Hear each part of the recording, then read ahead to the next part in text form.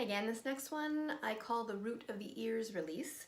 So I'm again going to show you on the skull. When we turn the skull to the side, we're again looking at this orange bone, which is the temporal bone. This is the canal for the ear.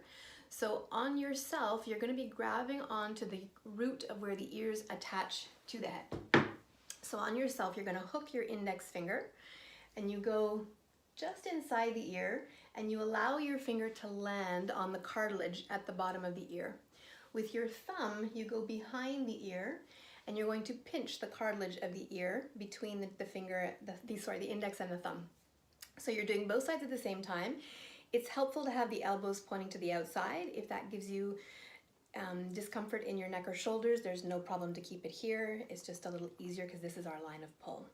So part two of it is you put a little bit of a traction. It's hard to see when I'm on myself, so you're doing this action as though you're trying to pull the ears or the root of the ears slightly away from the head. And you might already feel that that gives you a little bit of a sensation of opening in your sinuses and or through the back of the neck or back of the head. You keep that throughout the whole thing. And then you're slowly going to do movements of the head to help you stretch the tissues around that ear canal. So you're gently going to nod your head. It's better with the eyes closed. Nod your head like you're saying yes.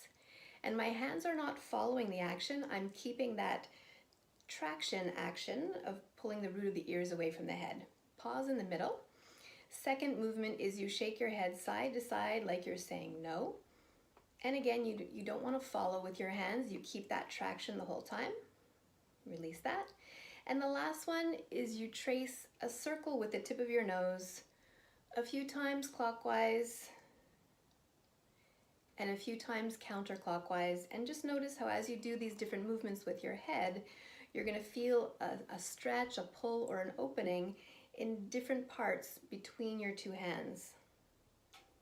And release it. Always when you let go very slowly, because it's a bit like letting go of an elastic. If you put things on a stretch and you let go quickly, the elastic knots up.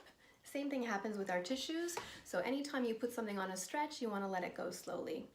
This one is a great one to do if your sinuses are clogged. It helps to open up the sinuses. So if you're fighting that cold and flu season, this is a nice one to do.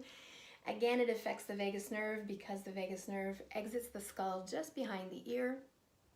And that vagus nerve is highly responsible for bringing us or mobilizing our parasympathetic state, which is our rest, digest, and repair state. We all need to tap into that state in order to heal from whatever our challenges may be.